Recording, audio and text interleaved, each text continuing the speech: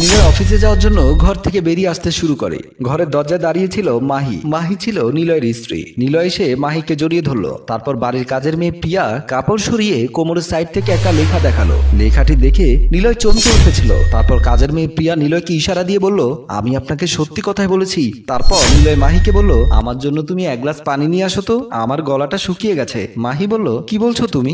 এখনই তো তুমি খেয়ে বের হলে, আর এখনই তোমার গলা শুকিয়ে গেল।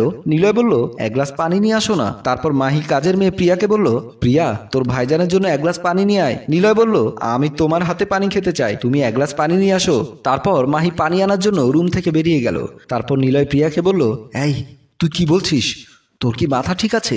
প্রিয়া বলল, আপনি আমার কথা বিশ্বাস করুন, ভাবি সাহেব পরকিয়া করে। আমি নিজের চোখে দেখেছি। সেদিন আমি বাজার করতে গিয়েছিলাম। আমি বাজার শেষ করে যখন ঘরে ঢুকলাম, আমি দেখতে পেলাম আমাদের ঘরে নতুন এক জোড়া জুতো।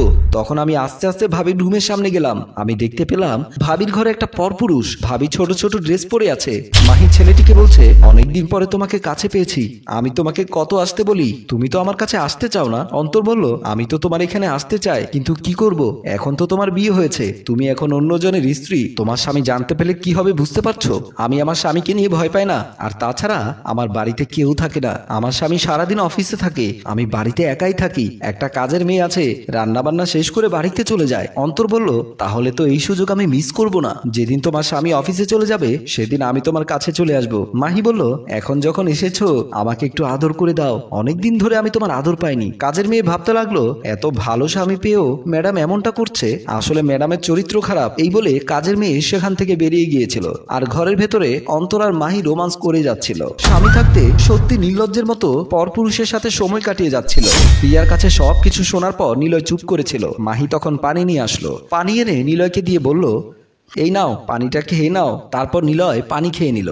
মাহি প্রিয়াকে বলল, এখানে দাঁড়িয়ে দাঁড়িয়ে কি দেখছিস, যা রান্নাঘরে গিয়ে কাজটা সেরে ফেল। তারপর প্রিয়া বলল, ঠিক আছে ম্যাডাম। এই বলে প্রিয়া রান্নাঘরের উদ্দেশ্যে বেরিয়ে গেল। নিলয় পানি খাওয়া শেষ করে মাহিকে বলল, আজ আমার অফিসে যেতে একদম ইচ্ছে করছে না, আজ আমি বাড়িতেই থাকবো। মাহি বলল, একদম এমন করবে না, ভালো ছেলেরা কখনোই অফিস মিস করে না। আর তুমি তো আমার লক্ষ্মী স্বামী, তোমার তো অফিসে যেতেই হবে। তারপর নিলয়ের ইচ্ছে না থাকা সত্ত্বেও নিলয়কে অফিসে যেতে হলো। মাহি একটা হাসি দিয়ে রুমের ভেতর চলে গেল। নিলয় অফিসে বসে কাজ করছিল। নিলয়ের আজকে কাজে মন বসছে না। নিলয়ের বারবার প্রিয়ার কথা মনে পড়ছে। প্রিয়া নিলয়কে যা বলেছিল। তারপর নিলয় মনে মনে ভাবলো, আমি প্রিয়াকে একটা ফোন করে দেখি। তারপর নিলয় মোবাইল বের করে প্রিয়াকে ফোন করলো। প্রিয়া তখন রান্নাঘরে কাজ করছিল।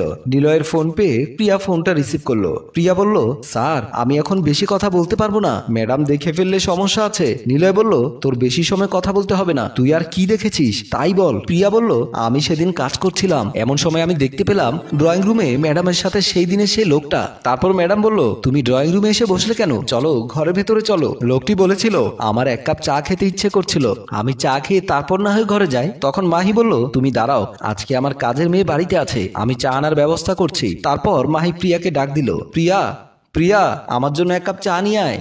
আর তখন আমি ম্যাডামের জন্য এক কাপ চা নিয়ে গিয়েছিলাম। আমি তখন দুজন লোক দেখে ম্যাডামকে বললাম, আপনারা তো এখানে দুজন, তাহলে এক কাপ চা আনতে বললেন কেন? মাহি বলল, আমি চা খাবো না, চা অন্তর খাবে। তারপর কাজের মেয়ে বলল, উনি আপনার কি হয়? তারপর মাহি বলল, উনি হচ্ছে আমার বাপের বাড়ির লোক। তখন কাজের মেয়ে বলল, যখন আমাদের স্যার বাড়িতে থাকে তখন তো উনি এই বাড়িতে আসে না। তখন মাহি বলল, কাজের লোক এত কথা কেন বলছিস, যা এখান থেকে বেরিয়ে যা। তারপর কাজের মেয়ে সেখান থেকে বেরিয়ে এসেছিল। অন্তর বলল, তোমার বাড়ির কাজের লোক অনেক কথা বলা শিখে গিয়েছে। মাহি বলল, তুমি চিন্তা করো না, এই কাজের লোককে এখানে বেশি দিন রাখবো না, চলো ঘরের ভেতরে চলো।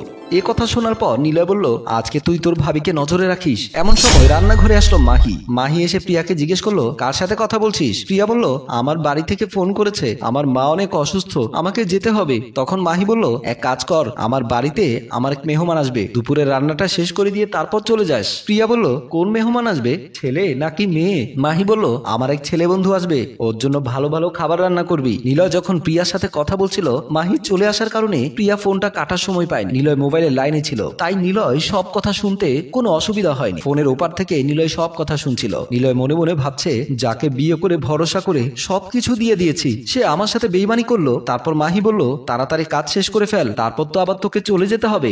এ কথা বলে মাহি ওখান থেকে বেরিয়ে এসেছিল। আর প্রিয়া মোবাইল রেখে কাজ করতে শুরু করলো। নিলয় মোবাইল রেখে কান্না করতে শুরু করলো। কিছু সময় পর দেখা যাচ্ছে দরজার সামনে দাঁড়িয়ে কলিং বেল দিচ্ছে অন্তর নামে ছেলেটি। অন্তরের সাথে মাহির ছিল ঘনিষ্ঠ সম্পর্ক। কলিং বেলের শব্দ পেয়ে মাহি দরজা খুলে দিল। মাহি অন্তরের হাত ধরে ঘরের ভেতর নিয়ে আসলো। অন্তর বলল, তুমি এত ভয় পেয়ে আছো কেন? মাহি বলল, আজকে আমার বাড়ির কাজের মেয়েটা বাড়িতে আছে। অন্তর বলল, তোমার বাড়ির কাজের মেয়ে তো প্রতিদিনই এই সময় বাড়ির বাইরে থাকে। মাহি বলল, কাজের মেয়ে আজকে ছুটিতে যাবে, তাই আমি বলেছি রান্না বান্না শেষ করে তারপর চলে যেতে। অন্তর বলল, ঠিক আছে ঘরে চলো, তারপরে দেখা যাবে। তারপর মাহি অন্তরকে নিয়ে ঘরের ভেতরে গেল। পর্দার আড়ালে দাঁড়িয়ে সব কথা শুনেছিল প্রিয়া। তারপর প্রিয়া নিলয়কে ফোন করলো। নিলয় ফোন রিসিভ করে বলল, ছেলেটিকে আজকে আমাদের বাড়িতে এসেছে। প্রিয়া বলল, উনি এক্ষুনি আসলো। নিলয় বলল, ঠিক আছে তাহলে তুই বাড়ির বাইরে চলে যা। এই বলে নিলয় ফোনটি কেটে দিল। এদিকে অন্তর আর মাহি বিছানার উপর বসে আছে। মাহি বলল, তুমি কি বসে থাকবে? আজকে আমাকে আদর করতে ইচ্ছে করছে না? অন্তর বলল, আজ তো তোমার কাজের মেয়ে বাড়িতে আছে। এমন সময় কাজের মেয়ে প্রিয়া বলল, ম্যাডাম আমি চলে যাচ্ছি। মাহি ঘরের ভেতর থেকে জবাবে বলল, ঠিক আছে কাল তাড়াতাড়ি চলে আসবি। তারপর প্রিয়া বের হয়ে গেল।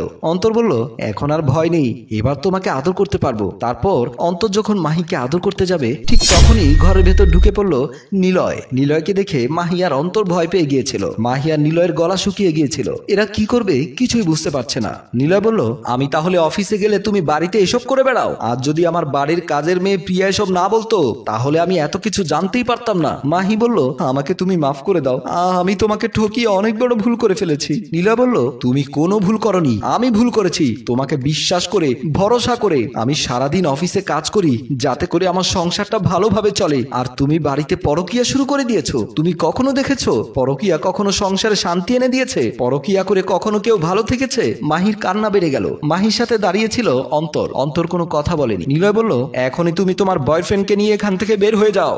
মাহি বলল, হ্যাঁ আমি তোমাকে ছেড়ে যাব না। নিলয় বলল, আমি তো তোমাকে এই বাড়িতে রাখবো না। তারপর নিলয় মাহি আর অন্তরকে জোর করে ঘর থেকে বের করে দিল। তারপর বিছানার উপর বসে পড়ল। নিলয়কে এতদিন মাহি ঠকিয়ে গেছে। নিলয় মনে মনে ভাবছে, প্রতিদিন ঠকাচ্ছে, একেবারে বাড়ি থেকে বের করে দিয়েছি, এতেই ভালো হয়েছে। সম্মানিত ভিউয়ার্স, গল্পটি আপনাদের কেমন লেগেছে? গল্পটি যদি ভালো লেগে থাকে লাইক কমেন্ট শেয়ার করে আমাদের সাথেই থাকুন। এত সময় ধরে গল্পটি দেখার জন্য আপনাদের সবাইকে অসংখ্য ধন্যবাদ।